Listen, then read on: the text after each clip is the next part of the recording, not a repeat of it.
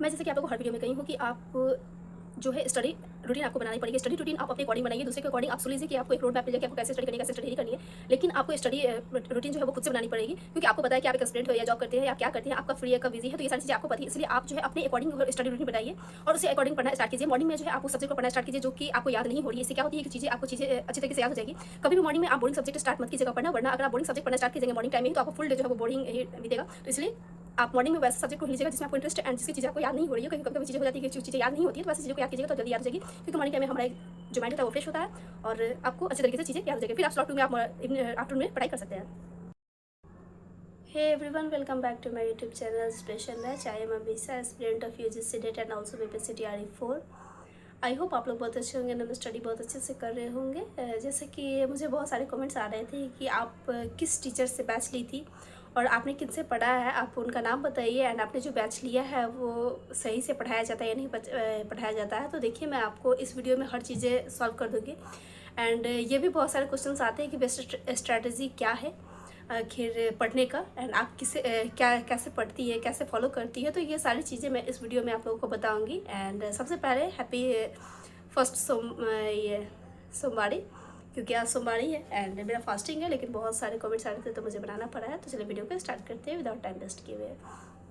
तो जैसे कि मैं आपको बताई हूँ कि बेस्ट स्ट्रेटजी क्या बनाया जाए बीपीएससी टीआरई 4 के लिए। तो देखिए, मैं आपको बस इतना कहूँगी कि कुछ दिन का वेट कीजिए, क्योंकि अभी सिलेबस आया नहीं है सही तरीके से। सिलेबस आ जाने के बाद हमें पता चलेगा कि आखिर हमें स्ट्रेटजी कैसे बनानी चाहिए, हमें कैसे फॉलो करनी चाहिए।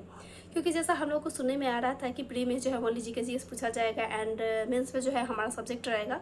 तो इस तरह जो है आपको जीके जीएस पे पहले फोकस करना पड़ेगा एंड अपने सब्जेक्ट पे बाद में फोकस करना पड़ेगा, क्योंकि जीके जीएस से बहुत सारे बच्चे ऐसे हैं जिनका बहुत अच्छा है, बहुत सारे बच्चे ऐसे हैं जिनका अच्छा नहीं है। जैसे एग्जाम्पल मेरा जो है जीके जीएस थोड़ा भी अच्छा नहीं है।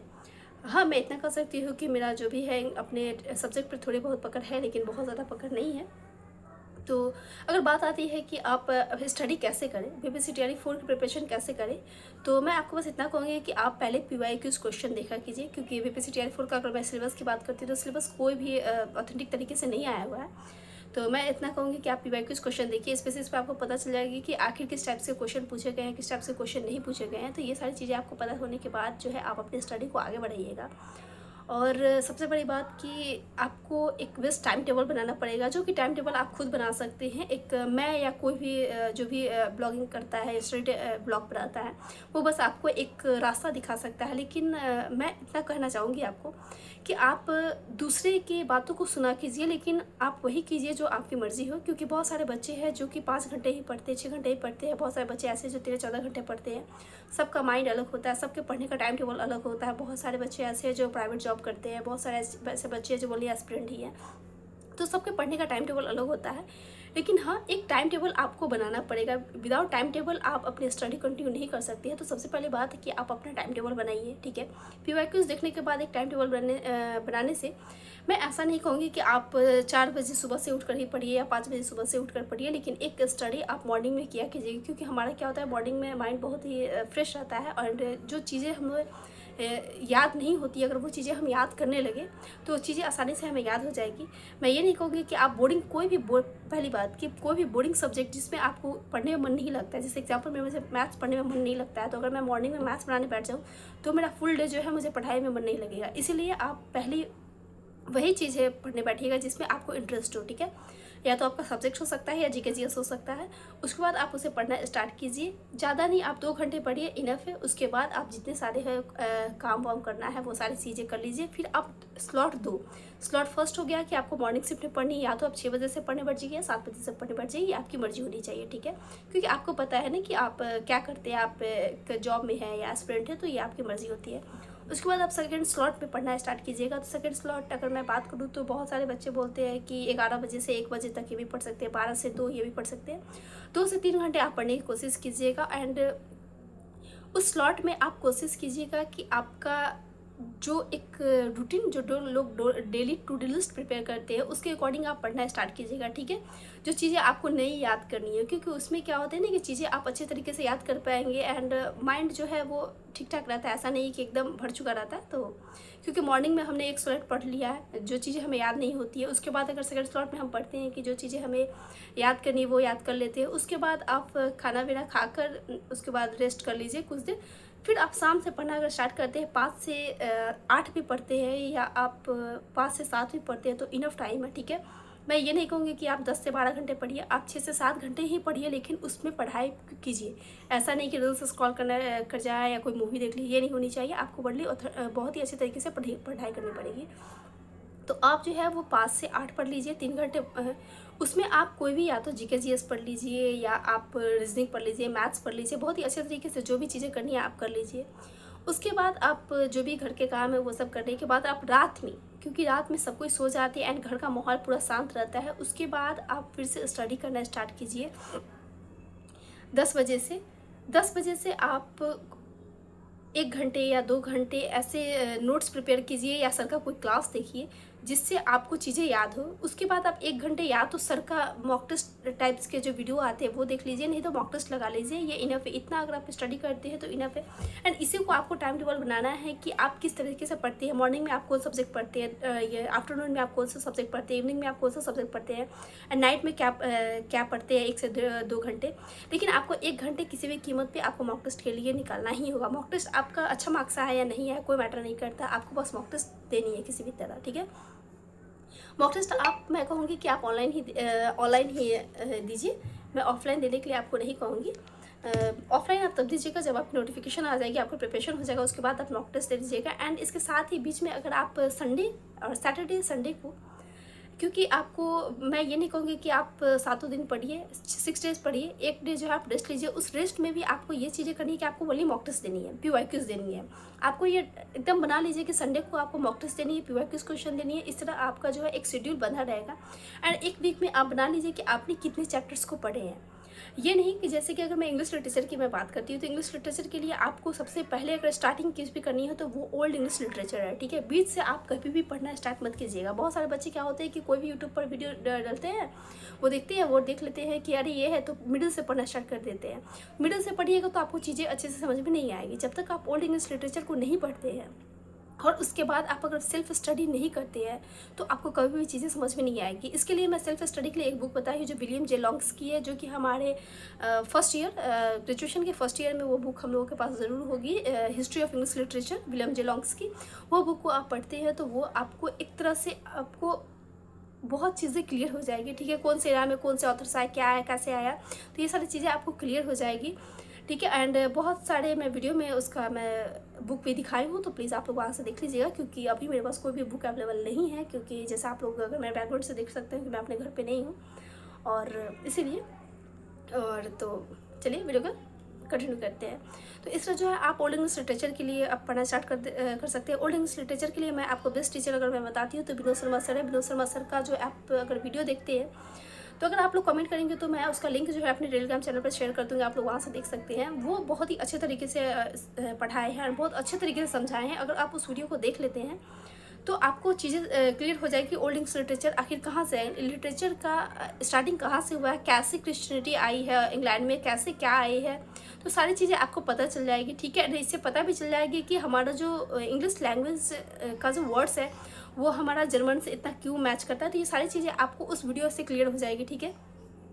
और उस वीडियो के बाद क्योंकि मैं यूजीसी नेट के प्रिपरेशन करती हूँ तो मेरा कुछ ज़्यादा इससे क्लियर है, तो उसके लिए मैं अभय सर का बताऊँगी कि अभय सर का वीडियो आप देख लेते हो तो बेस्ट है, ठीक है। लेकिन BPSC TRE 4 के लिए विनोद शर्मा सर इनफ है, ठीक है, मैं पहले ही बोल रही हूँ।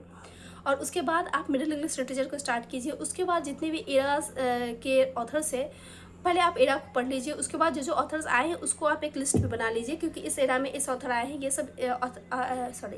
ये सब ऑथर्स जो है आपको वो विलियम जे लॉन्ग्स की बुक में भी मिल जाएगी।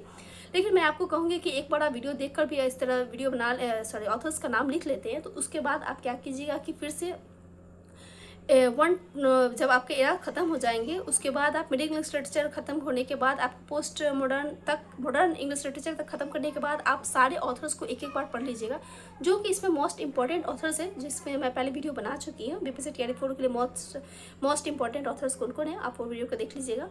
तो उससे आपको वो सारे ऑथर्स के बारे में पढ़ लीजिएगा एंड एक नोट्स प्रिपेयर ज़रूर कीजिएगा, क्योंकि मैं आपको हमेशा कही हूँ कि आप दूसरे बनी बनावटी चीज़ों पर मत जाइएगा। जो आपका सेल्फ नोट्स रहेगा वो आपको बहुत ही हेल्पफुल होगा। वो आपको आज ही नहीं, एग्जामिनेशन में ही नहीं, एग्जामिनेशन के बाद ही आपको बहुत ही मदद करेगी, हेल्प करेगी। इसलिए आप अपना नोट्स ज़रूर बनाइएगा। एंड मैं नोट्स का अगर बेस्ट टाइमिंग बताऊँ बनाने का, तो आप रात का नोट्स बनाने का टाइमिंग ले लीजिएगा, ठीक है। ये कि बेस्ट तरीका है, या तो लाइब्रेरी में आप बना सकते हैं, क्योंकि इससे क्या होता है ना कि चीज़ें बहुत ही माइंड शांत रहती है एंड कोई भी डिस्टर्ब नहीं करता है। इसलिए मैं आपको वो चीज़ें बोलती हूँ कि रात में बनाइए या लाइब्रेरी में। इससे क्या होता है कि नोट्स बनाने का ऐसा नहीं है कि आप नोट्स एक ही चीज़ से बना लीजिए, वीडियो देख रहे हैं नोट्स बना लिए, ऐसा नहीं है। आपको टेलीग्राम चैनल पर भी बहुत सारे आपको चैनल मिल जाएंगे जहाँ से आपको नोट्स मिल जाएंगे। आप खुद के वीडियो देख रहे हैं वहाँ से भी, आप बुक पढ़ रहे हैं वहाँ से भी, तो इस तरह को कॉम्बिनेशन करके आपको एक नोट्स बनाना है, ठीक है। नहीं तो बहुत सारे साइट्स आते भी हैं जहाँ से आप डायरेक्ट जो है वो नोट्स अपना बना सकते हैं। तो इस तरह जो है आप पहले नोट्स ज़रूर बनाइएगा, ठीक है, वो भी शांत माइंड से। और मैं आपको एक चीज़ एडवाइस करूँगी कि अगर आप जैसे कि अगर आप आज मैं विलियम वर्ड्सवर्थ को ले लेती हूँ, ठीक है। विलियम वर्ड्सवर्थ को अगर आप पढ़ रहे हैं, ठीक है, अगर आप वीडियो विलियम वर्ड्स के बारे में देख लीजिए, उसके बाद आप उनसे रिलेटेड ही नोट्स बनाइए, ठीक है। विलियम वर्ड्सवर्थ का नोट्स बनाइए, नोट्स को फिर पढ़ लीजिए। नोट्स जब कंप्लीट हो जाती है तो उसके बाद फिर से नोट्स को पढ़ लीजिए। नोट्स पढ़ने के बाद फिर आप जो है विलियम वर्ड्सवर्थ से रिलेटेड वीडियोस को देख लीजिए एंड उससे रिलेटेड क्वेश्चन एमसीक्यू भी बहुत सारे वीडियोस आए हुए हैं, उसको देख लीजिए। नहीं तो आप गूगल पे जाके या कहीं भी जाके आपको विलियम वर्ड्सवर्थ से रिलेटेड 50 क्वेश्चन 20 क्वेश्चन आप बहुत सारे फ्री वेबसाइट से जहाँ से आपको मिल जाएंगे, या मॉक टेस्ट आप लगा लीजिएंगे। तो इससे आपको पता चलेगा कि आपने जो विलियम वर्ड्सवर्थ के बारे में पढ़ा है वो चीज़ें आपको याद है या नहीं है, आपको कितनी गलत हो रही है, तो ये सारी चीज़ें ज़रूर हो जाती है, ठीक है। तो मैं इसलिए हमेशा कहूँगी कि आप जो भी टॉपिक पढ़ते हैं, या तो आप ओल्ड इंग्लिश लिटरेचर पढ़ते हैं या मिडिल इंग्लिश लिटरेचर या मॉडर्न इंग्लिश लिटरेचर पढ़ते हैं, उससे रिलेटेड आप ज़रूर MCQ लगाया कीजिए, या तो आप वीडियो के थ्रू ही लगाइए। जैसे कि बहुत सारे टीचर्स हैं कि पढ़ाते रहते हैं एंड 30 सेकेंड 10 सेकेंड का टाइमिंग देते हैं, तो उसमें आप देख लीजिए, ऑप्शन लगा लीजिए, फास्ट करके भी देख सकते हैं। इससे आपको पता भी चला कि आपने जो पढ़ा है वो चीज़ें याद है या नहीं याद है। नहीं तो बेस्ट ऑप्शन तो आपको MCQ टेक्स्ट बुक पर भी है, नहीं तो फ्री वेबसाइट भी है, वहाँ से भी आप लगा सकते हैं। तो इस तरीके से अगर आप पढ़ते हैं तो हर चीज़ें आपकी क्लियर होती जाएगी और आपको पता चलेगा कि आपने जो पढ़ा है वो सही पढ़ा है या नहीं पढ़ा है। बहुत सारे बच्चे क्या करते हैं कि पढ़ाई बोली वीडियोस देखते रहते हैं, ना ही उसको रिवीजन करते हैं, ना ही उसका नोट्स बनाते, कुछ भी नहीं करते। तो ये कोई भी सॉल्यूशन नहीं है पढ़ाई करने का। आपको पढ़ाई करने के लिए सबसे बड़ी बात है कि आपको रिवीजन भी करनी पड़ेगी। ऐसा नहीं है कि आज आपने विलियम वर्ड्सवर्थ के बारे में पढ़ लिया एंड उससे आपको कभी रिवीजन ही नहीं किया। आप लोग चलो मेरा तो 10 क्वेश्चन मैं लगाया जिसमें मेरा 7 सही है तो मुझे याद है, ऐसा नहीं है। आपको फिर वो रिवीजन कीजिए। अगर आप रिवीजन नहीं करेंगे तो चीज़ों को भूल जाएंगे एंड जो भी आपको 7 मार्क्स आए थे 10 में वो अब 2 मार्क्स पर आ जाएंगे। तो इसलिए रिवीजन जो है आपको हमेशा करना ही पड़ेगा। वीकली में आप 1 डे रिवीजन का 1 डे मॉक टेस्ट का रखिए। तो इस तरह आप 5 डेज अगर पढ़ते हैं तो इनफ है किसी भी चीज़ का। एंड एक टॉपिक को ही लेकर चलिए, लेकिन एक टॉपिक आपको 5 डेज में कंप्लीट होनी चाहिए। ऐसा नहीं है, कभी कभी क्या होता है कि जैसे विलियम शेक्सपियर का बहुत बड़ा चीज़ें है, उसे अगर आप सोचेंगे कि आप 5 डेज में कंप्लीट कर ले तो ये पॉसिबल नहीं है। उसके लिए आपको 10 से 15 दिन देने ही पड़ते हैं। एंड विलियम शेक्सपियर एक ऐसे ऑथर है जिनसे हर एग्जामिनेशन में, इंग्लिश लिटरेचर के हर एग्जामिनेशन में क्वेश्चन बहुत ढेर सारे बनते हैं, ठीक है। तो उन पर ज़्यादा आपको फोकस करना पड़ेगा, उनके वर्क्स पे ज़्यादा फोकस करना पड़ेगा, उनके स्टूडेंट्स पे बहुत ज़्यादा फोकस करना पड़ेगा। और उसके लिए अगर मैं एक बुक की बात करूँ तो बुक जो है वो रणजीत सर की बुक है, जो कि बहुत ही फेमस बुक है। एंड PGT TGT दोनों की बुक आती है। मैं आपको प्रेफर करूँगी कि आप PGT की बुक ले लेते हैं तो बहुत ही बेस्ट रहेगा। उससे क्या होती है कि PGT की प्रिपरेशन हो जाती है, क्योंकि कभी कभी क्वेश्चन का लेवल जो है PGT यानी 4 में हाई पूछ देता है, तो उससे वो चीज़ें कंप्लीट हो जाएंगी। एंड रणजीत सर के बुक में एक ऑथर से रिलेटेड अगर मैं क्वेश्चन की बात करूं तो अगर वर्क को मिलाकर मैं बात करूं तो 700 to 800 एक सिर्फ ऑथर से, ठीक है, जो कि मोस्ट इंपॉर्टेंट ऑथर्स जो है जैसे William Shakespeare, William Wordsworth, John Keats, John Milton है, ये सबसे रिलेटेड, जॉन ड्राइडन है, तो ये सबसे रिलेटेड बहुत सारे क्वेश्चन दिए गए। जो फेमस नहीं है उनसे भी रिलेटेड बहुत सारे थोड़ी कम क्वेश्चन है, लेकिन उनसे भी रिलेटेड क्वेश्चन है। तो इसलिए मैं आपको कहूँगी कि आप वो बुक बेस्ट है।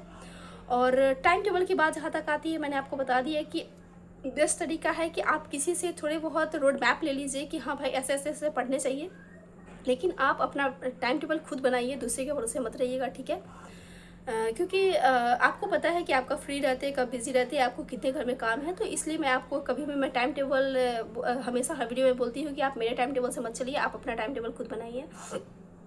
उसके बाद अगर मैं बात करूँ कि मैं किसका बैच ली थी, तो बैच की अगर मैं बात करती हूँ तो देखिए मैं बैच जो हूँ 2024 में ही ली थी, मार्च में।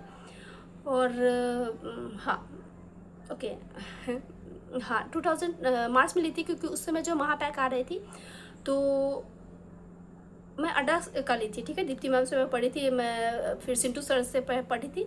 सिंटू सर से पढ़ने के बाद मुझे ऐसा लगा कि ओनली इंग्लिश लिटरेचर ही पढ़ाई हो रही है, बाकी कोई भी सब्जेक्ट अच्छे तरीके से पढ़ाई नहीं हो रही है, तो इसलिए मैं आपको सजेस्ट नहीं करूँगी पैसा बर्बाद करना, क्योंकि मैंने उस समय अपना ये 2000 तक पेमेंट किया था। एंड मेरा एक तरह से मानिए कि मैं बस इंग्लिश का नोट्स बना पाई लिटरेचर का, और बाकी मैं कुछ भी चीज़ें नहीं पढ़ पाई। तो उसके बाद मैं कोई भी क्लास नहीं ली हूँ, मैं विनोद शर्मा सर का क्लास नहीं ली हूँ। बहुत सारे बच्चों को लगता है कि मैं विनोद शर्मा सर का क्लास ली हूँ, तो देखिए मैं विनोद शर्मा सर का क्लास नहीं ली हूँ। विनोद शर्मा सर का नाम मैं पहले नहीं जानती थी, विनोद शर्मा सर का नाम मैं तभी जानी हूँ जब मैं स्टेट का एग्जामिनेशन देने जा रही थी। एंड मैं जो भी कर रही थी कि वीडियो स्क्रॉल करके ही मैं पढ़ाई कर रही थी, तो उसी समय मुझे विनोद शर्मा सर का क्लास दिखा था एंड मैंने उनसे पढ़ा था। जहाँ तक बात आती है निधि मैम, निधि राणा मैम की, जो कि सचिन एकेडमी सर की है, तो मैं उनसे कभी नहीं पढ़ी हूँ। मैं उनसे पढ़ी भी हूँ तो इतना ही पढ़ी हूँ जो सीटेट में इंग्लिश का, वो भी वन डे पढ़ी थी। वो मैं क्या पढ़ी थी मुझे खुद नहीं पता, मैं उतना ही पढ़ी हूँ। उसके बाद मैं निधि राणा मैम से नहीं पढ़ी हूँ। एक मनीष सर भी आते हैं, मैं उनसे भी पढ़ी हूँ, तो वो अगर मैं बात करूँ तो वो आपको ग्रामर बहुत अच्छा तरीके से पढ़ा देंगे, ठीक है। और तो मेरे लिए अगर बेस्ट टीचर बीपीएससी टीआरई 4 के लिए कोई इंग्लिश लिटरेचर के लिए है तो वो दीप्ति मैम ही है, और विनोद शर्मा सर ही हैं, क्योंकि दीप्ति मैम से मेरी एक दोस्त पढ़ी थी एंड वो बीपीएससी टीआरई 3 में टीचर है। मुझसे सीनियर वो हो चुकी थी, मैं 1 साल जूनियर हो चुकी थी, तो वो टीचर है। तो उन्होंने उसी ने मुझे सजेस्ट किया था कि तुम दीप्ति मैम का क्लास देखो, इससे स्टेट भी क्वालिफाई हो जाएगा एंड वो भी क्वालिफाई हो जाएगा। तो मैंने वही किया, मैं दीप्ति मैम से स्टेट भी पढ़ी एंड बीपीएससी टीआरई 4 के लिए भी पढ़ी। तो इस तरह जो है मैंने हर चीज़ें बता दी है कि मैं किसका बैच ली थी, किसका बैच नहीं ली थी। और बहुत सारे लोगों को एक कन्फ्यूजन और है कि आप बीपीएससी टीआरई 4 के स्टडी ब्लॉग क्यों नहीं डाल रही है, आप बीपीएससी टीआरई 4 की प्रिपरेशन नहीं कर रही। तो देखिए एक्चुअली जहाँ तक बात आप लोगों को पता होगी, मैं पिछले वीडियो आप लोगों को बताई थी कि मैं बनारस आ चुकी हूँ एंड बनारस में अभी तक नहीं, 14 अगस्त तक मैं यहाँ रहूँगी, 14 या 15 अगस्त तक। उसके बाद मैं जब घर जाऊँगी, घर जाने के बाद मैं स्टडी मेरा कंटिन्यू हो पाएगा। इतने दिन मेरी स्टडी नहीं हो रही है, आई नो कि मुझे हर चीज़ें मैं भूलने लगी हूँ। मैं कोशिश करती हूँ कि मैं वीडियो के थ्रू सुन लूँ, वीडियो के थ्रू मैं पढ़ लेती हूँ, लेकिन मैं वीडियो नहीं बना पाती, क्योंकि वीडियो बनाने के लिए एक प्रॉपर जगह चाहिए, चीज़ें चाहिए, बुक्स का चाहिए, कॉपी चाहिए, हर चीज़ें चाहिए। जो कि यहाँ अगर मैं बुक कॉपी रखी तो आप लोगों को पता है कि मेरे घर में 2 बच्चे हैं, तो दोनों उसको खा ही जाते हैं, तो कोई फाड़ देते हैं, तो इसलिए मैं बुक्स नहीं निकाल पा रही हूँ। और मैं अगर मैं बात करूँ तो यहाँ मेरे पास बीपीएससी टीआरई 4 का कोई भी बुक्स भी अवेलेबल नहीं है, तो इसलिए मैं नहीं पढ़ाई कर पा रही हूँ। और मेरी बहुत जल्दी मेरी वीडियो आएगी जो कि मैं UGC NET and BPSC TRE 4 दोनों को कंबाइन करके मैं पढ़ूंगी, ठीक है। क्योंकि मैं किसी भी एक चीज़ को लेकर नहीं पढ़ना चाहती हूँ। ऐसा नहीं कि बीपीएससी टीआरई 4 का नोटिफिकेशन नहीं है, क्योंकि जैसा देखने को मिल रहा है, सुनने को मिल रहा है, कभी आती है, कभी नहीं आती है, कभी आती है, कभी नहीं आती है, तो इस चक्कर में मैं यूजीसी नेट अपने ड्रीम को नहीं कम्प्रोमाइज़ कर सकती हूँ। तो मैं यूजीसी नेट की ही प्रिपरेशन कंटिन्यू करेंगी और बीपीएससी टीआरई 4 की भी कंटिन्यू करूँगी। अगर नोटिफिकेशन आ जाती है तो मैं प्री की तैयारी के लिए जीकेजीएस पढ़ूंगी, तब मैं शायद ड्रॉप कर दूँ यूजीसी नेट के प्रिपरेशन, लेकिन ऐसे चांसेस बहुत कम है। तो इस तरह मैंने एक वीडियो में आप लोग के हर कमेंट्स का रिप्लाई दे दिया है। एंड जहाँ तक मुझे सारे कमेंट्स याद थे, अगर मैं कमेंट्स देखने को भी कोशिश करूँ तो, क्योंकि कमेंट्स का मैं रिप्लाई दे देती हूँ तो कमेंट्स बहुत नीचे चले जाते हैं, तो मुझे पता नहीं चलता है ना, तो इसीलिए तो हाँ मैंने कोशिश हर चीज़ें कर दी हैं आपको बताने के। और एक मैंने अभी कमेंट से कहा तो मुझे याद है कि देखिए जैसे कि विनोद शर्मा सर का या दीप्ति मैम का आप क्लास यूट्यूब पर करते हैं, तो मैं आपको बस इतना कहूँगी कि आप अपने पसंद के टीचर से ही बैच लीजिएगा। क्योंकि देखिए कभी कभी क्या हो जाती है कि अगर विनोद शर्मा सर का बैच लेते हैं तो विनोद शर्मा सर में बोलिए आपको इंग्लिश लिटरेचर मिलेगा। दीप्ति मैम का अगर आप बैच लेते हैं अड्डा 247 से, तो वहाँ पर आपको जीएस, मैथ्स, रीजनिंग सारी चीज़ें मिलेगी। तो ये चीज़ें आप पर डिपेंड करती है, आपके पॉकेट पे डिपेंड करती है कि आप कितना आप मनी स्पेंड कर सकते हैं अपने स्टडी पर, कितना क्या कर सकते हैं। अगर आप दानिश सर की बात करते हो, दानिश सर में आपको जीएस बहुत अच्छे तरीके से मिल जाएगा, साइंस भी बहुत अच्छे तरीके से मिल जाएगा, रीजनिंग भी, मैथ्स भी। लेकिन आपको इंग्लिश के लिए अगर मैं बात करूँ तो टीचर अच्छे नहीं मिल पाएंगे, जहाँ तक मुझे लगता है। एंड आप लोग भी एक बार क्लास करके देख सकते हैं। मुझे तो उनका थोड़ा मतलब अच्छे हैं मैम पढ़ाने में, मैं ये कहूँगी कि सारे टीचर्स बहुत अच्छे होते हैं, लेकिन मुझे चीज़ें समझ में नहीं आई, तो आप लोग भी एक बार देख सकते हैं कि टीचर्स कहती हैं। और तो बेस्ट लेने से पहले आप लोग बहुत ही सोच समझ लीजिएगा, सब चीज़ देख लीजिएगा, सब चीज़ पता कर लीजिएगा, उसके बाद ही बेस्ट लीजिएगा। क्योंकि पैसा एक स्टूडेंट के लिए पैसा कितना इंपॉर्टेंट होता है मैं अच्छे तरीके से जानती हूँ, तो इसलिए मैं आप लोगों को कहती हूँ। और जहाँ तक यूट्यूब पर हर वीडियो मिलने के बाद देखिए, तो यूट्यूब पर हर वीडियो आपको अवेलेबल नहीं मिलेगी, आपको सर्च करनी पड़ेगी। आप कोशिश कीजिए कि कोई भी टीचर्स आते हैं, सारे टीचर बहुत अच्छे तरीके से पढ़ाते हैं। कभी कभी होता है कि कोई टीचर से हमें अच्छे तरीके से समझ में आती है, कोई टीचर से अच्छे तरीके से समझ में नहीं आती है, लेकिन हर वीडियोस आपको मिल जाएगी। थोड़ी आपको ज़्यादा सर्च करनी पड़ेगी। तो आप कोशिश कीजिए कि कोई भी आप आईडी बना लिया, कुछ भी कर लीजिए, वहाँ पर आप एक दिन आप सर्च कर लीजिए 10 वीडियो 15 वीडियो को, उसके बाद वहाँ शेयर कर दीजिए कहीं पे। शेयर करने के बाद आप उसे एक एक करके देख लीजिए। तो इस तरह भी एक सोल्यूशन है, जैसे मैं करती हूँ, अपना सोल्यूशन मैं आप लोग को बताई हूँ। और इस तरह मैं हर चीज़ें आप लोग को एक्सप्लेन कर दी, हर चीज़ें मैं कर दी। और भी किस चीज़ें आप लोगों को पूछनी हो तो प्लीज़ आप लोग कमेंट बॉक्स में कमेंट कर दीजिएगा, या आप मेरे टेलीग्राम चैनल को ज्वाइन करके वहाँ भी पूछ सकते हैं, जिसका नाम इंस्पिरेशन बैच है। और इंस्टाग्राम पर भी मुझे फॉलो करके मुझे मैसेज करके पूछ सकते हैं। प्लीज़ इंस्टाग्राम पे फॉलो करके ही आप लोगों को मैसेज कीजिएगा, तो मैं उसको मैसेज का रिप्लाई दूँगी। और विदाउट फॉलो मैं रिप्लाई नहीं करूँगी, ओके। क्योंकि बहुत सारे फालतू चीज़ें भी क्वेश्चन आने लगती है, तो इसीलिए पहले फॉलो करो तभी मैं पूछूँगी, जिससे मुझे पता चल जाए कि आप जो आए हैं, जिन्होंने मुझे फॉलो किया वो मेरे यूट्यूब के थ्रू ही फॉलो किया, तो इसीलिए मुझे चीज़ें पता चल जाती है, तो मैं रिप्लाई करती हूँ, वरना मैं नहीं कर पाती हूँ। तो इस तरह मैंने हर चीज़ें बता दी। एंड प्लीज़ मेरे वीडियो को लाइक कर दीजिएगा, क्योंकि आपका एक लाइक मुझे बहुत मोटिवेट करता है। और वीडियो थोड़ी एक दिन गैप करके आएगी, तो सो प्लीज़ कंटिन्यू करें, मेरे वीडियो को देखते रहिएगा। एंड बहुत सारे मेरे वीडियो भी PSC-TRD 4 से रिलेटेड, यूजर सीनियर से रिलेटेड अपलोड किया, वो भी देख सकते हैं। जहाँ तक बात आ जाती है कि इंग्लिश लिटरेचर की प्रिपरेशन कैसे करें, तो इस पर भी मैं वीडियो बनाई है, जो कि आप UGC नेट का भी आप देख सकते हैं। क्योंकि UGC नेट का भी आप देखते हैं तो इससे आपको पता चलेगी कि इंग्लिश लिटरेचर की प्रिपरेशन कैसे करना है, चाहे वो PSC-TRD 4 हो या UGC नेट हो। इंग्लिश लिटरेचर तो हर जगह दोनों एक ही जगह पर एक ही तरीके से पढ़नी है। थोड़ा बहुत है कि UGC नेट में थोड़ा हार्ड लेवल पढ़ना है, एंड PSC-TRD 4 में उतने लेवल नहीं पढ़नी है। लेकिन जो कि 11th-12th में है उनको भी ग्रेजुएशन लेवल तक का पढ़ाई करनी है, तो इस चीज़ों का ध्यान रखिएगा। और एक क्वेश्चन फिर कॉमन बहुत सारे पूछे जाते हैं कि आप TGT की प्रिपरेशन करती है PGT की। तो देखिए मेरा जो है स्टेट है क्वालिफाई पेपर 1 ही हुआ है, तो मैं TGT 6 to 8 9 to 10 की ही है। ऐसे मेरा स्टेट जो है सीटेट जो है वो मेरा 1 to 5 6 to 8 दोनों क्वालिफाई हुआ है, एंड स्टेट में मैं 9 to 10 में हूँ। मैं PG जस्ट कंप्लीट अभी नहीं हुआ है, मैं अभी तक रिजल्ट भी नहीं आई है, काफ़ी लेट हो चुकी है, क्योंकि मैं मई में एग्ज़ाम दे दी थी, एंड जुलाई अगस्त आ गया है, लेकिन रिजल्ट नहीं आई है। तो अगर रिजल्ट आ जाती है तो मैं क्वालिफाई कर जाती हूँ। एंड सुनने में ये भी आ रहा है कि स्टेट होने वाली है, अगर स्टेट हो जाती है तो मैं 11th-12th के लिए भी देखिए मेरे क्या मार्क्स अगर मैं एग्ज़ाम देती हूँ तो क्वालिफाई होती है नहीं होती है। तो इस तरह मैं 1 to 10 तक की ही टीचर के लिए एलिजिबल हूँ, बाकी मैं 11th-12th के लिए नहीं हूँ। इस तरह जब मेरी वीडियो खत्म होती है, प्लीज़ मेरी वीडियो अगर अच्छी लगी तो वीडियो को लाइक कर दीजिएगा। अगर मैं चैनल पर नहीं हो तो चैनल को सब्सक्राइब कर दीजिएगा, और शेयर जरूर कीजिएगा जिनका सब्जेक्ट इंग्लिश लिटरेचर है। मिलते हैं नेक्स्ट वीडियो में, तो तक बाय बाय।